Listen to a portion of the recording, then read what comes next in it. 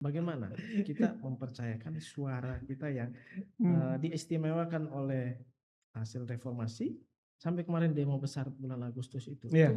Itu menggambarkan bahwa partai politik dan representasi mereka di parlemen itu Hmm. tidak merepresentasikan apa yang diinginkan rakyat. Hmm. Kalau civil society-nya 90%-nya menolak, Hmm. ya bisa batal juga menurut saya. Iya, iya.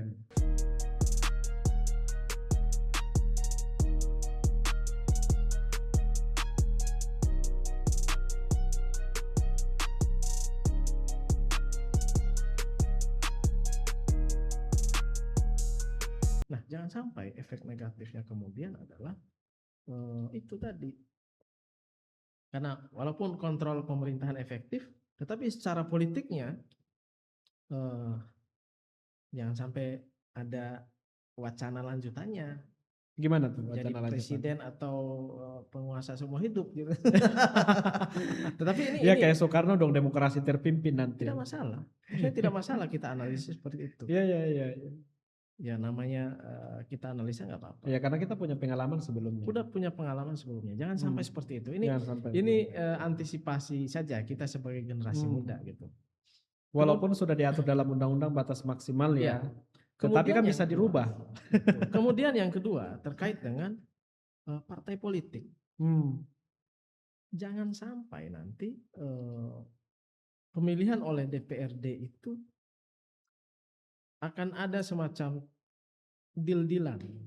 Ya udahlah kamu di daerah sini, kamu daerah sini, kamu daerah sini. Dan itu sangat berpotensi. Dan yang mendominasi nanti adalah partai-partai besar. Iya, iya, Partai iya, yang iya, kursinya banyak di DPRD. Ya ada sih beberapa partai misalnya PBB, P3 masih punya kursi. Ada juga yang masih ketua DPRD, tapi kan berapa persen di seluruh daerah yang ada di Indonesia. Nanti itu yang enak adalah partai-partai besar. Makanya mengapa kita lihat hari ini wacana itu dikeluarkan oleh partai-partai besar. Selain keuntungannya adalah efektivitas tadi, efisiensi, tetapi kontrol partai itu akan sangat kuat nanti itu. Nah, masalahnya partai politik kita itu apakah sudah masuk pada sistem kaderisasi dan demokratisasi internal partainya sudah bagus tidak? Ya, itu pertanyaan paling dasar Itu sebenarnya. pertanyaan paling mendasar. Iya, ketika kita berbicara soal demokrasi, ini kan partai politik sebagai pilar salah satu pilar demokrasi yang kemudian diharapkan bisa mewujudkan semangat reformasi. Kita lihat apa yang terjadi di internal partai politik. Di beberapa partai politik itu adalah ketua umumnya itu sangat berkuasa penuh. Ada juga partai-partai yang milik keluarga misalnya. Mana ada ketua partai yang anaknya, keluarganya, iparnya, apanya kan? Paling jangan Golkar, PKS. Ya, walaupun partai yang sudah sangat terbuka seperti Golkar, saya kira ya tetap aja ada variabel orang-orang terdekat. Ya. Ini variabel orang terdekat kekuasaan atau apa nih?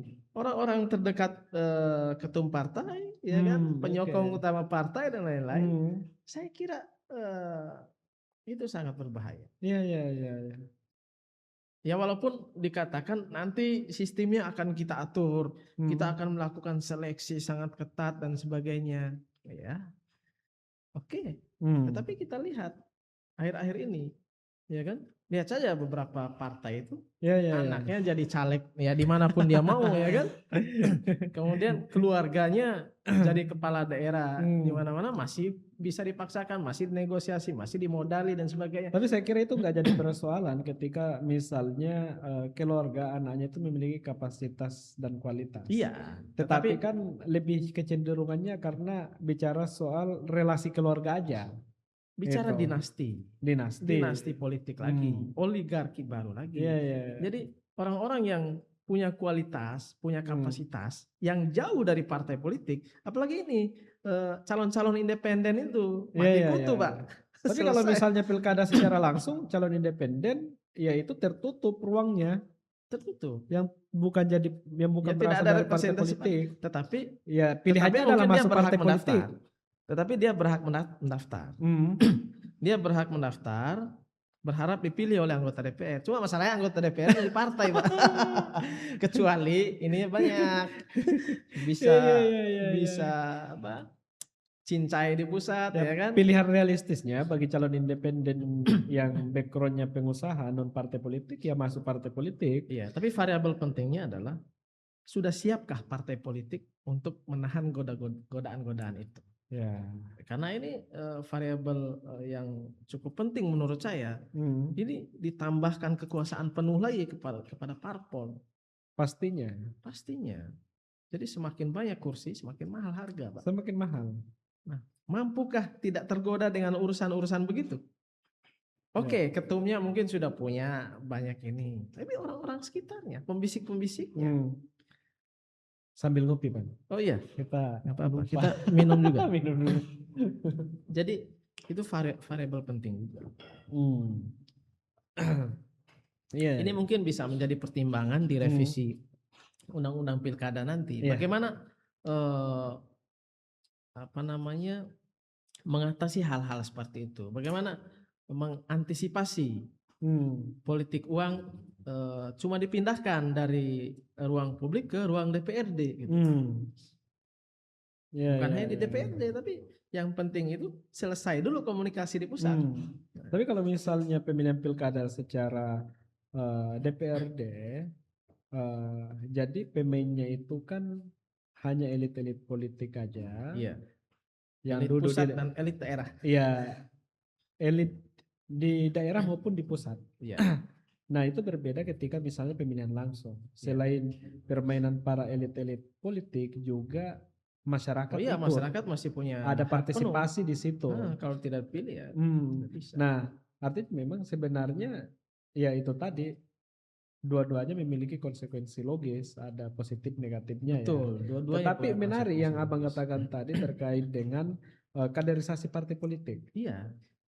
Apakah kaderisasi partai politik itu sudah berjalan dengan baik? Contoh misalnya calon kepala daerah yang bisa mendaftar sebagai calon kepala daerah di DPRD itu adalah mereka yang sudah berproses dan punya rekam jejak di partai paling minimal 5 tahun. Dan itu tidak hanya ditunjukkan dengan legalitas KTA atau sertifikat pengkaderan, karena itu bisa dibikin. Tetapi memang punya rekam jejak dan punya kapasitas. Mau nggak serius seperti itu? Jangan nanti ada yang punya modal datang masuk partai ya soal legalitas gampang lah ya kan. Tetapi kan faktanya selama ini seperti itu. Nah selama ini bahkan yang tidak ada partainya di pilkada langsung saja ya transaksionalnya luar biasa. Di pilkada langsung mampu nggak partai politik itu membuang hal itu? Nah makanya sebenarnya kalau saya mencoba menarik benang merah dari persoalan sistem politik kita hari ini itu akarnya ada dari partai politik.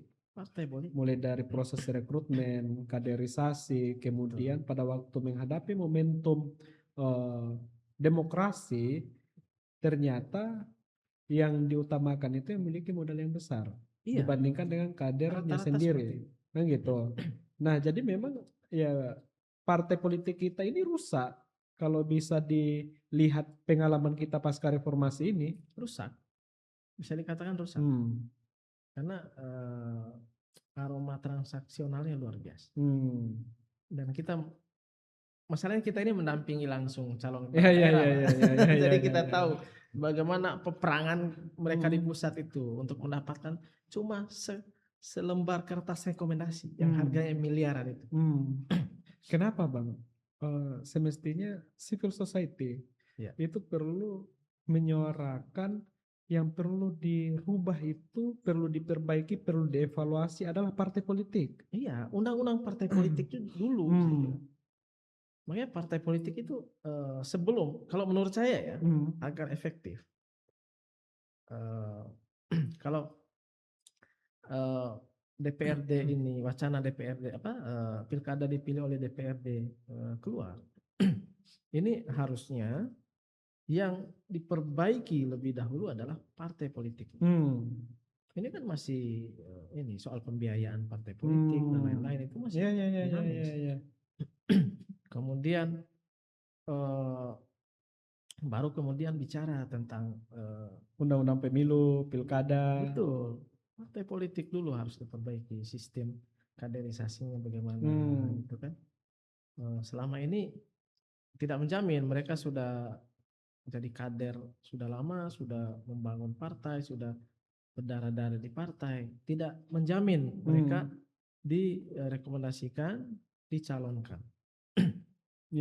Tidak menjamin itu. Jadi harusnya partai politik dulu nih di rukiah dulu. Di rukiah dulu partai politiknya karena godaan nanti itu lebih besar. Godaan iblis itu lebih besar tuh.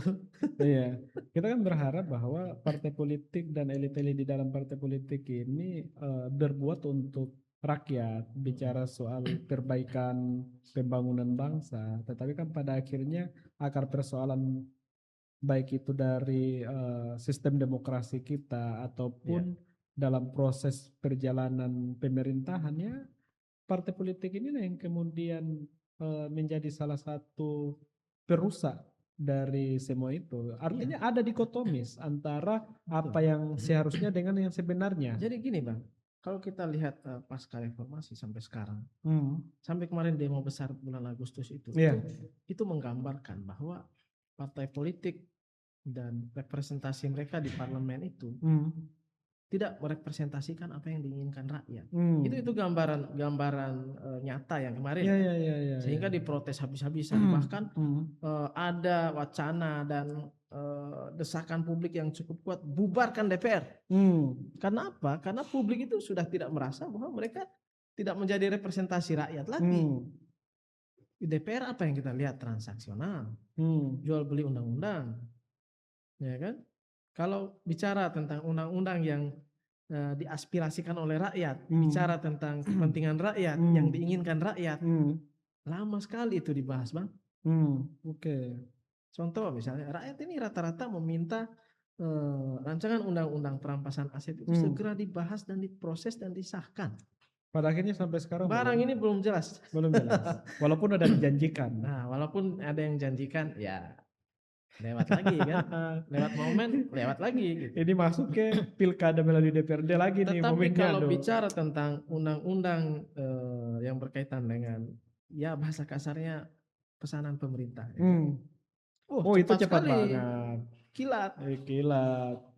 Nah, pertanyaan kemudian, partai politik ini representasi siapa? Ya, representasi rakyat. Representasi rakyat apa representasi kekuasaan? Nah, makanya kalau kita lihat yang seharusnya menyatu antara rakyat dan partai politik, tetapi sebenarnya faktanya hari ini entitas partai politik dengan entitas rakyat itu berbeda. Padahal seharusnya satu. Jauh. Beda. Gitu. Jadi ya memang ada krisis. Semua ideologi dan visi misi itu ya ada rakyatnya di situ. Betul. Tetapi prakteknya rakyat itu adalah elit. Nah, Abang ini enggak pernah baca nggak ada survei terakhir beberapa lembaga yang dinilai paling korup itu salah satunya itu DPR. Iya. Nah, yang menjadi perdebatan juga sekarang, bagaimana kita rakyat ini mempercayakan kepada lembaga yang hasil surveinya paling korup, salah satu ya, salah satu paling korup. Kemudian memilih pimpinan kita. Iya. Bagaimana kita mempercayakan mereka? Oke. Itu yang pertama. Yang kedua, mereka naik jadi anggota DPRD juga tidak bersih. Lolos gak dari politik uang juga? Ya mereka, kecuali mereka aktor utama yang memainkan politik uang. Kecuali mereka naik itu suci maksudnya. Tidak ada intervensi money politik, tidak ada. Ya memang murni legitimasi rakyat, kemudian ya mereka ini memegang daulat rakyat. Tetapi masalahnya mereka habis pemilihan di demo lagi sama rakyat. Nah, bagaimana kita mempercayakan suara kita yang Hmm. diistimewakan oleh hasil reformasi, hak istimewa Hmm. kita serahkan lagi ke lembaga yang benar-benar belum bersih gitu. Hmm. Apa yang bisa kita harapkan?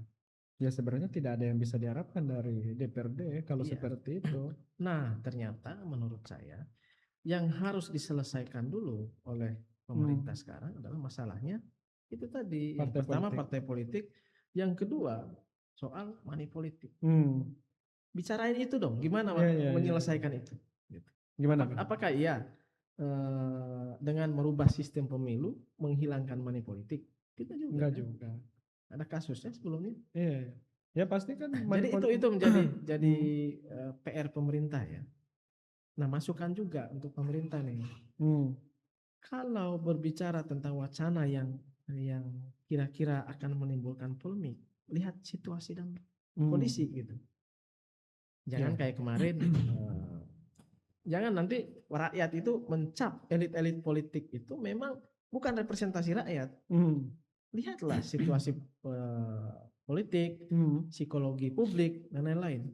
Publik kita ini kan masih terpusat energi dan pikirannya memperhatikan teman-teman saudara-saudara kita di Sumatera dan Aceh Betul, betul. yang sampai sekarang masih di tenda pengungsian, Hmm. ya kan? Harusnya kita fokus selesaikan dulu, reda dulu, dan penanganan bencana pun masih polemik. Hmm. Masih banyak Ditambah lagi kontroversi. polemik urusan politik. Maksud saya lihat Mohan sebagai elit politik yang cerdas ya kan, harusnya bisa membaca psikologi publik.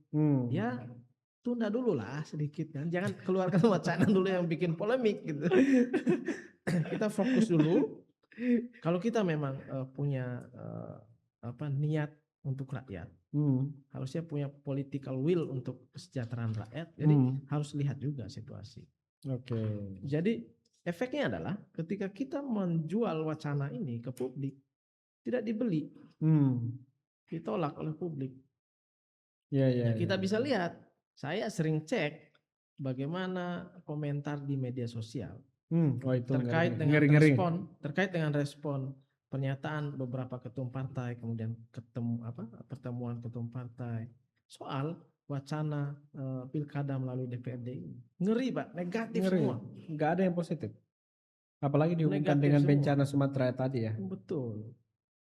Jadi jangan sampai nanti tone negatif yang ada di media sosial dan media mainstream itu menjelma menjadi protes manifest publik. Kita nggak mengharapkan kejadian Kita Agustus tidak terjadi mengharapkan lagi. ada ribut-ribut lagi gitu. Iya. Kita tidak mengharapkan itu. Kita ingin situasi yang kondusif. Ya kan? Kita bisa bekerja dengan lancar, bisa mencari nafkah dengan tenang, bisa ngopi dengan tenang, gitu. Tidak nambah-nambah masalah. Gitu. Iya. Itu yang kita harapkan. Jadi dari momentum munculnya itu harus dipikirkan betul strateginya oleh elit-elit politik kita. Jangan asal wah presiden kayaknya maunya ini nih, udah saya duluan lah gitu kan. Jangan begitu juga gitu.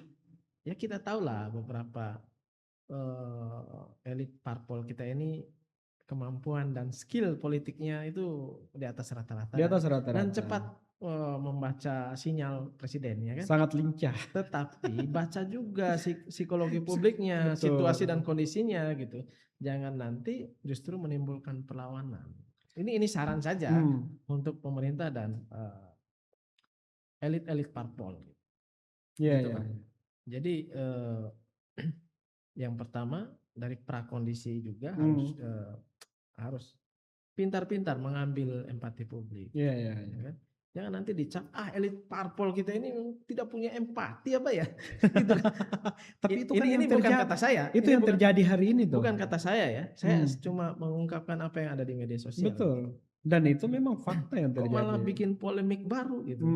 Itu kan yang ada di bawah. Nah, kalau sudah seperti ini, seterusnya tentang isu ini, ya kemungkinan akan dapat respon negatif juga. Tapi saya yakin dan percaya Bang, ketika misalnya dalam kondisi seperti ini, partai politik menyampaikan ke publik, kami akan berbenah, kami akan memperbaiki diri secara internal Ya, yang memang benar-benar menerapkan prinsip dan nilai-nilai demokrasi dan ya, untuk rakyat. Saya kira publik akan memberikan persepsi positif terhadap partai politik betul. dan secara tingkat trust dari publik ke partai politik itu meningkat. Tetapi kalau misalnya ini belum diselesaikan akar persoalan kita, kan sebenarnya tadi kita sepakat Bang bahwa Iya. partai politik ini menjadi akar persoalan. Makanya Hmm. hal paling penting juga adalah soal komunikasi. Hmm. Soal komunikasi politik ini Ya, penting. ya, ya. Masalahnya kan kalau tidak lancar komunikasi, ya mau kebijakan kita, mau sistem kita sebagus apa yang kita tawarkan kepada publik, Hmm. kalau komunikasi dan strategi komunikasinya tidak bagus, Hmm. itu tidak bagus hasilnya. Ya, ya. Contoh soal penanganan bencana, Hmm. itu kan komunikasi publik pihak pemerintah kan buruk sekali. Ya, ya, ya, ya. Makanya soal penanganan bencana pun banyak menciptakan antipati juga dari masyarakat. Hmm. Sedikit saja kesalahan dianggap Oh, pemerintah itu. tidak bekerja, Pak. Saya kan sebelumnya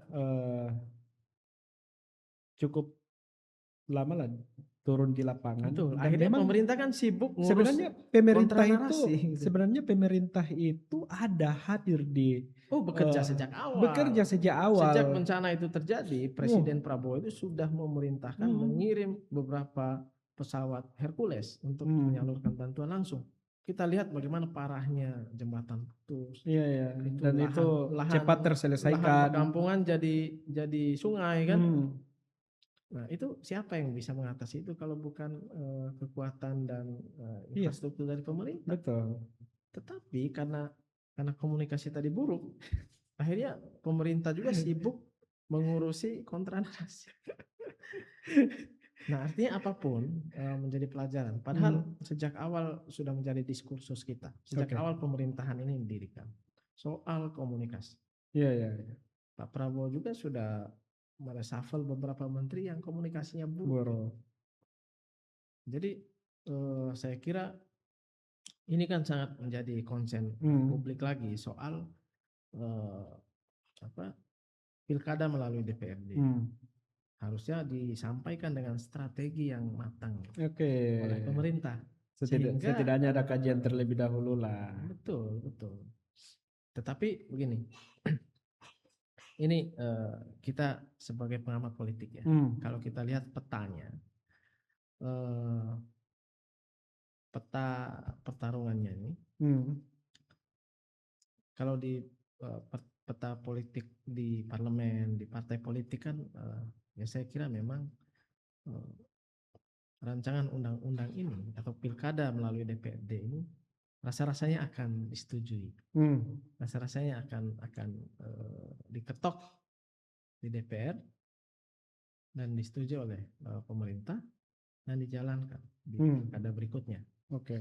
Secara peta politik nasional yang ada hari ini. Tetapi jangan lupa, Pak, kita masih ada variabel lain, masih ada unsur kekuatan politik yang lain yang harus menjadi pertimbangan pemerintah juga. Ketika unsur politik ini atau variabel kekuatan politik yang ini tidak diperhatikan, bahaya juga.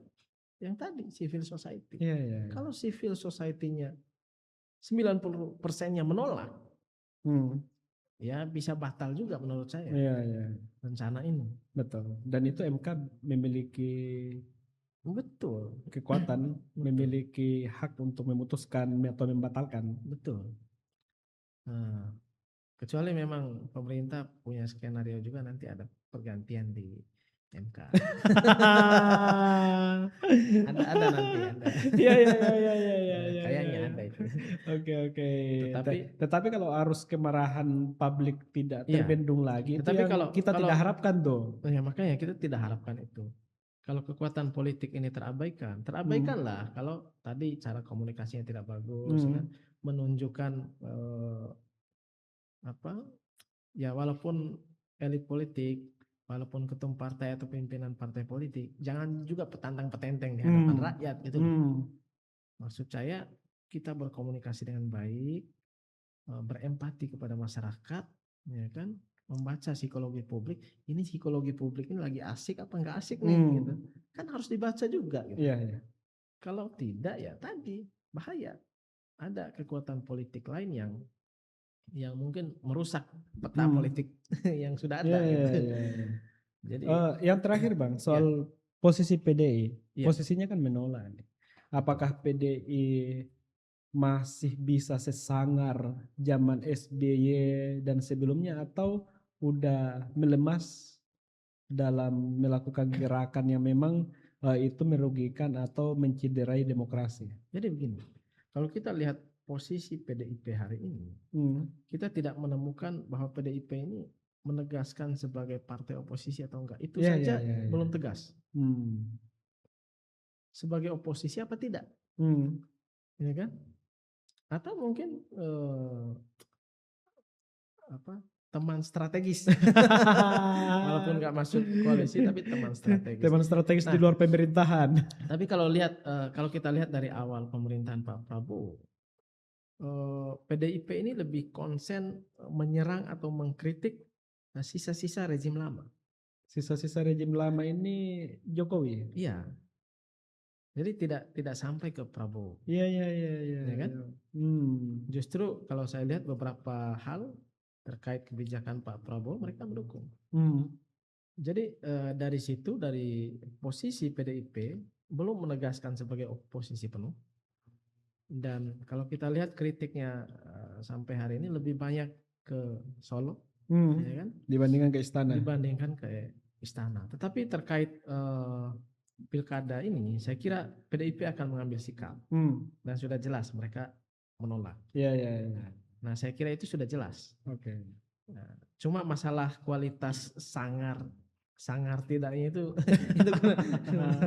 Tetapi kalau misalnya tapi PDI kalau saya lihat mereka akan diplomatis. lebih diplomatis. Lebih diplomatis. Tapi kalau misalnya PDI sangar, PDI akan mendapatkan legitimasi dari rakyat loh, Bang. Iya, tetapi bukan saja itu pertimbangan partai politik itu. Oke. Tetapi bagaimana relasi kuasa dan sebagainya itu kan penting juga. Jadi PDIP ini kalau saya lihat masih tetap menjaga hubungan baik dengan Pak Prabowo-nya. Dengan para menterinya saya tidak tahu. Apalagi masih ada unsur geng Solo, saya belum tahu itu. Ini kan maju mundur nih PDIP, waktu itu kan ada wacana mau masuk koalisi kan, tetapi akhir-akhir ini kendor lagi. Kendor lagi. Nah, mungkin kita sebagai civil society, pemuda dan masyarakat berharaplah ada dinamika yang produktif terkait dengan isu ini. Nah, dinamika yang paling produktif sebenarnya ya partai politik itulah, Bang. Iya, maksudnya jangan satu suara gitu partai politik itu. Kita lihat PKS juga masih lihat-lihat, celingak-celinguk ya kan, masih lihat-lihat situasi.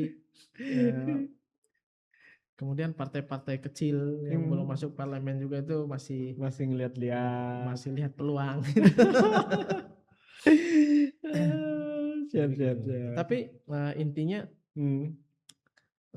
menurut saya untuk kita semua bahwa pilkada langsung maupun tidak langsung, masalah utamanya adalah di partai politik harus diperbaiki dulu, harus dirukiah dulu, dikeluarkan dulu jin-jin itu, ya kan, jin-jin yang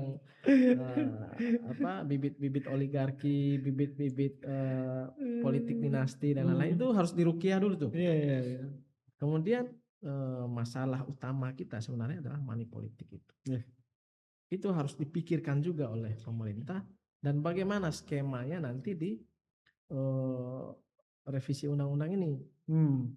Harus diperkuat. Persoalannya kan ini, Bang, kalau money politik ini bukan hanya partai politik, bukan hanya tim kandidat, tapi juga instrumen negara main juga. Iya. Nah itu makanya memang penting apa yang dikatakan sama Bang tadi terkait dengan bagaimana cara untuk menghilangkan itu. Ya, formulasinya belum ketemu. Yang penting sebenarnya menurut saya political will.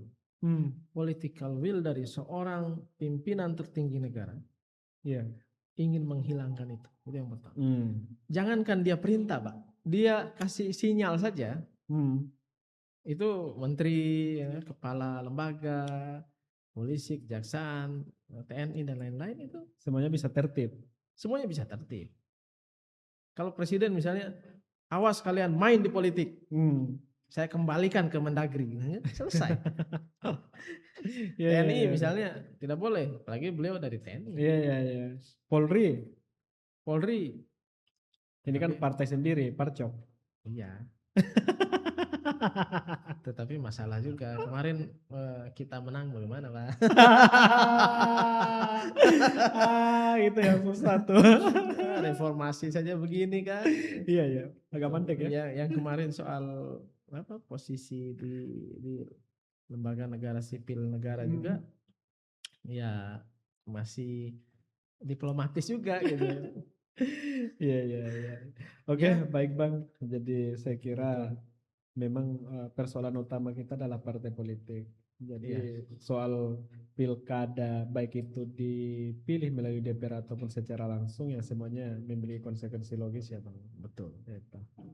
Saya kira itu Bang. Terima kasih banyak Terima atas kasih banyak. waktu Terima dan kasih banyak. kesempatannya. Ya, Saya kira luar biasa diskusi kita dan mungkin selanjutnya bisa di waktu-waktu selanjutnya kita siap. bisa Yang penting kita diundang.